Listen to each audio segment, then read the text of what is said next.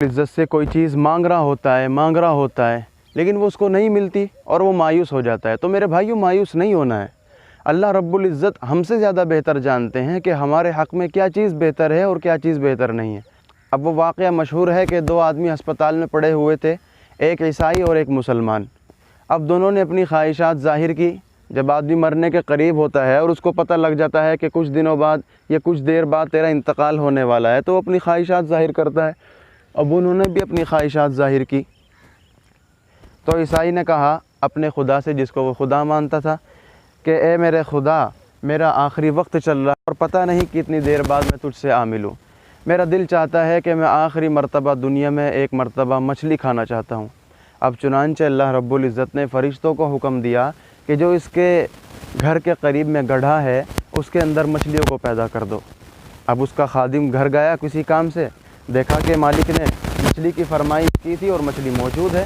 اس نے مچھلی پکڑی اور بنائی اور تیار کر کے اپنے مالک کے سامنے لے کر آ گیا، جس سے اس نے بہت خوش ہو کر کے کھائی۔ اب اس کو دیکھ کر مسلمان نے بھی کہا کہ اے میرے اللہ، میرا بھی آخری وقت چل رہا ہے اور میں بھی کسی بھی وقت تیرے پاس آ سکتا ہوں۔ میرا دل چاہتا ہے کہ میں بھی آخری مرتبہ زیتون کھاؤں اور میں زیتون کھانا چاہتا ہوں، اور اس کے پاس زیتون بھی موجود۔ اب اس نے اپنے خادم سے کہا کہ الماری میں جاؤ اور زیتون لے کر آؤ۔ اب اس سے پہلے اللہ رب العزت نے ایک فرشتے کے ذریعے سے اس زیتون کو الماری کے اندر گرا دیا اور تیل سارا بکھر گیا۔ اب جب خادم نے دروازہ کھولا، دیکھا کہ تیل تو سارا بکھرا پڑا ہے۔ اس نے آ کر اپنے مالک سے کہا کہ مالک، یقیناً تیل تو رکھا ہوا تھا لیکن بکھرا پڑا ہے اور اب وہ کسی کام کا نہیں، سارا ضائع ہو چکا ہے۔ اب اس نے اس پر صبر کیا کہ کوئی بات نہیں۔ تو فرشتوں نے اللہ رب العزت سے عرض کیا، یا اللہ، بے شک آپ ہر چیز کو جاننے والے ہیں اور ہر اچھے اور بری چیز کا فیصلہ کرنے والے آپ ہی ہیں، لیکن اللہ یہ ماجرا کیا ہے، ہماری سمجھ میں نہیں آیا۔ اگر ہماری سمجھ میں آ جائے تو دنیا والوں کے لیے شاید نصیحت ہو جائے۔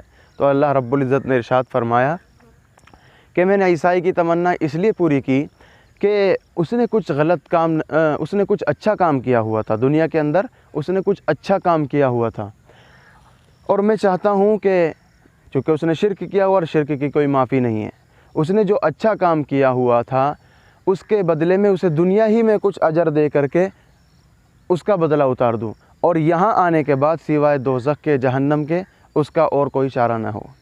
اور مسلمان کی خواہش میں نے اس لیے پوری نہیں کی، اسے تیل اس لیے نہیں دیا کیونکہ اس نے کچھ غلط کام کیا ہوا تھا دنیا کے اندر، اور میں چاہتا ہوں میں نے اس غلط کام کا بدلہ اسے دنیا ہی میں دے دوں۔